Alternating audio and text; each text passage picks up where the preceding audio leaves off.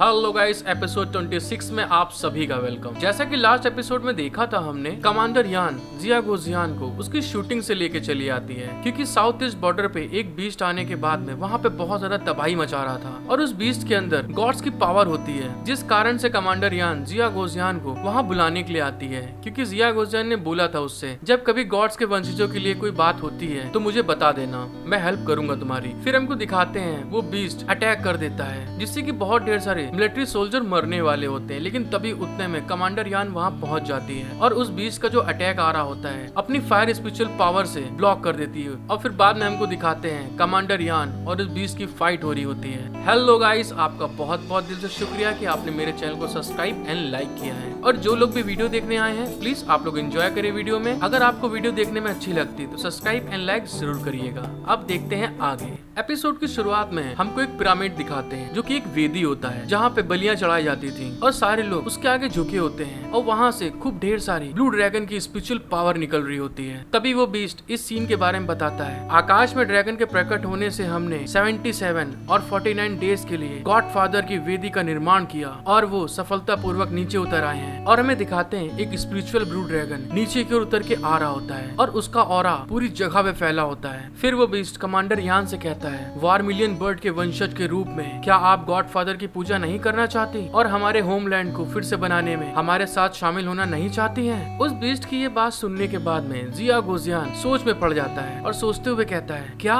God father के descendant नीचे उतर गए? फिर वो अपने मन में सोचते हुए कहता है, क्या तुम मजाक कर रहे हो? मैं आपकी वेदी पर कब गया हूँ और तुम लोग किसके बारे में बात कर रहे हो? उस बीस्ट की ये बात सुनने के बाद में कमांडर यान उससे कहती है, क्या तुम्हें डर नहीं है कि मैं ह्यूमन रेस को गॉड फादर के आने के बारे में बताऊंगी? कमांडर यान की ये बात सुनने के बाद में वो बीस्ट कहता है, यदि आप ऐसा करने को तैयार हैं तो भी क्या आप इसे रोक सकती हैं? उस बीस्ट की ये बात सुनने के बाद में कमांडर यान अपने मन में सोचने लगती है, अपने समय में गॉड फादर निश्चित रूप से ताइकोंग है। अगर वो यहाँ पे सच में आ रहे हैं तो ह्यूमन रेस उनसे लड़ नहीं सकती। जब कमांडर यान ये चीज सोच रही होती है, तभी उतने में वो बीस्ट फिर कहता है, कमांडर यान आप इसे खुद जानती हैं, अगर आपके पास स्ट्रॉन्ग ताकत नहीं है और साथ ही गोंगसेन फैमिली की सुरक्षा भी है तो भी शायद आप कुछ नहीं कर पाएंगी। फिर कहता है, आप एक खाली रिसर्च सब्जेक्ट बन जाएंगे जिसे ह्यूमन लेबोरेटरी में रखना चाहते हैं। फिर हमको कमांडर यान को दिखाया जाता है। कमांडर यान वहाँ खड़ी होकर सोच रही होती है। तभी उतने में वो बीस्ट कहता है, मेरा मानना है कि आप मुझसे बेहतर जानती हैं कि कितने लोगों ने आपको छोड़ दिया है और आपकी हत्या करने की कोशिश की है। मैंने सही कहा ना? फिर कहता है, सबसे पहली चीज आपको ये करने की जरूरत है वो ये है कि अपने गॉड फादर की सेवा करें और अपने देश की मिनिस्टर बन जाएं। उस बीस्ट की ये बात सुनने के बाद में कमांडर यान शॉक्ड हो जाती हैं और उससे चिल्ला के कहती हैं, तुम गलत हो। तुमको लगता है कि गोंगसेन ही सिर्फ एक मात्र ऐसा व्यक्ति है जिस पर मैं विश्वास करती हूँ। उसकी ये बात सुनने के बाद में वो बीस्ट हंसते हुए कहता है, अरे तो क्या, कोई भी हो, इससे क्या फर्क पड़ता है? फिर कमांडर यान बहुत ज्यादा गुस्सा आ जाती है और अपनी फायर स्पिरिचुअल पावर को बाहर निकालने के बाद कहती हैं, मैंने इस जमीन के लिए 100 साल तक संघर्ष किया है और हर कोई हार्टलेस नहीं होता है। फिर कहती है, मैं बचपन से ही इस जमीन में रही हूँ और मेरा घर अब यही है। फिर वो अपना भाला हाथ में पकड़ने के बाद में उस डीमन बीस्ट के ऊपर गुस्सा के कहती है, भले ही गॉड फादर उतर आए हों, यदि आप मेरी जमीन पर अटैक करना चाहते हैं तो आपको मुझसे मेरे हाथ में मौजूद भाले से पूछना होगा।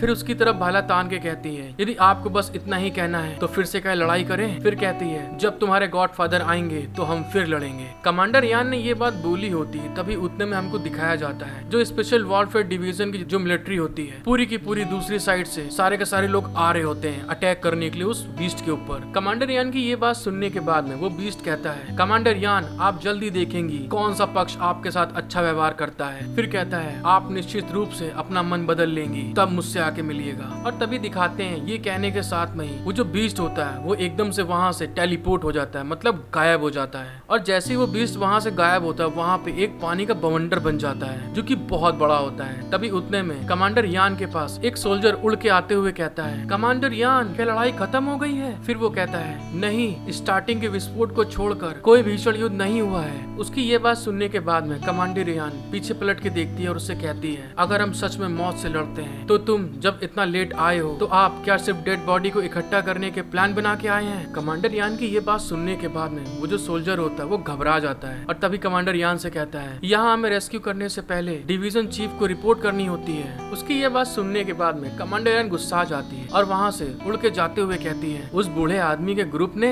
सच में मेरे उंगली कर रखी है, चलो चले फिर, आज तुम्हारे मास्टर से निपट ही लेती हूँ मैं। तभी दोस्तों सीन चेंज हो जाता है और हमें दिखाया जाता है जिया गोजियान को, जिसने की अपनी स्पेशल पावर से वो जो बीस्ट होता है उसको टेलीपोर्ट करके समुद्र के नीचे ले आता है। फिर हमें दिखाया जाता है जिया गोजियान की इतनी हाई पावर को देखने के बाद में वो बीस्ट बहुत ज्यादा घबरा जाता है और अपने घुटनों पे आ जाता है और तभी उनसे कहता है फादर, गॉड फादर। फिर वो बीस्ट थोड़ा उठने के बाद में अपने मन में सोचता है ब्लड लाइन से आने वाली रेवरेंस में कोई गलती नहीं है। फिर वो घबराते हुए मन में सोचता है और ड्रैगन के बारे में क्या। जिया गोजियान उसको ऐसे अपने सामने बैठे हुए देखकर उस बीस्ट से कहता है ऐसा लगता है कि आप जिस गॉड फादर के बारे में बात कर रहे हैं वह सचमुच मैं ही हूँ। और साथ ही दिखाते हैं कि अपने हाथ में स्पिरिचुअल पावर को गैदर कर रहा होता है। फिर जिया गोजियान उस बीस्ट से कहता है पहले तो मुझे लगा था कि आपकी भविष्यवाणी सचमुच इतनी पावरफुल है कि मेरे बारे में पता लगा सकती है, मुझे एहसास ही नहीं हुआ कि गॉड्स के इम्पोस्टर में कोई धोखेबाज था। जिया गोजियान की ये बात सुनने के बाद में मुझे सामने बूढ़ा बीस्ट बैठा होता है वो घबराते हुए कहता है गॉड फादर जो हमारे 77 और 49 डेज के आह्वान करने के बाद आते हैं। फिर वो बूढ़ा ड्रैगन घबराते हुए चिल्ला के कहता है वो एक नीला ड्रैगन है और उसकी पावर सच में आपकी तरह ही है। उस बूढ़े बीस्ट की ये बात सुनने के बाद में जिया गोजियान स्माइल करते हुए कहता है ये तो बहुत मजेदार बात है, ऐसा लगता है कि कोई जानबूझकर नाटक कर रहा है कि मैं आ चुका हूँ। ये बात बोलने के बाद में जिया गोजियान बहुत सीरियस लुक बनाते हुए कहता है लेकिन क्या आप जानते हैं कि जब मैं उतरा तो मैं आपके पास क्यों नहीं गया। जिया गोजियान की बात सुनने के बाद में वो जो बूढ़ा बीस्ट होता है उसको ग्रीट करते हुए कहता है मैं गॉड फादर की इच्छा का अनुमान लगाने का साहस नहीं करता हूँ। उस बीस्ट की ये बात सुनने के बाद में जिया गोजियान अपने बाल सेट करते हुए कहता है क्योंकि बस ऐसे ही जैसे ही मैं ताओ के नियम दिखाता हूँ आप सभी घुटने टेक देते हैं और मेरे नीचे आ जाते हैं। और ये बात कहने के बाद में जिया गोजियान उस बूढ़े बीस्ट के ऊपर फिर गुस्साते हुए कहता है तो क्या मुझे आपको इंसानों को पीछे ढकेलने, कैंगलोंग स्टार पर हावी होने, जेल्ट पर हमला करने और पूरी आकाश गंगा को एकजुट करने के लिए ले जाना चाहिए। जिया गोजियान की ये बात सुनने के बाद में जितनी भी बात कही थी सारी की सारी उस बूढ़े बीस्ट के सर के ऊपर से निकल रही होती है। तभी वो ओल्ड बीस्ट बड़ी मासूमियत से कहता है क्या इसमें कोई समस्या है, ऐसा नहीं करना चाहिए क्या।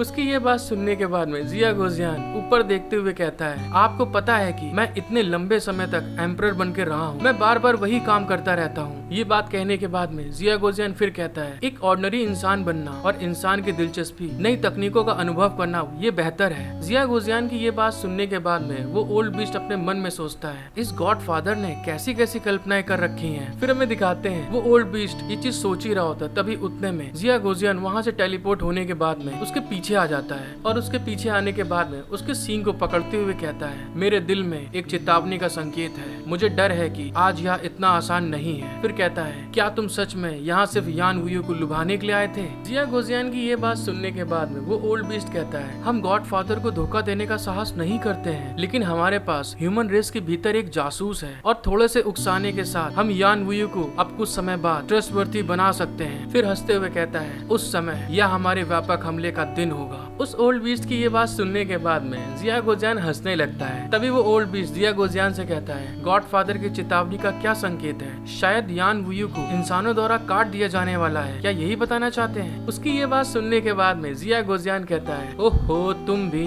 आप यान वुयू को बहुत कम नहीं आंक सकते हैं। हेलो गाइस, आई होप कि आपको वीडियो देखने में बहुत मजा आया होगा। अगर आपको वीडियो देखने में अच्छी लगी है तो प्लीज गाइस मेरा सपोर्ट करें, लाइक सब्सक्राइब शेयर कमेंट करके बताएं मुझे कि आपको एपिसोड कैसा लगा। Thank you for watching my video, love you all.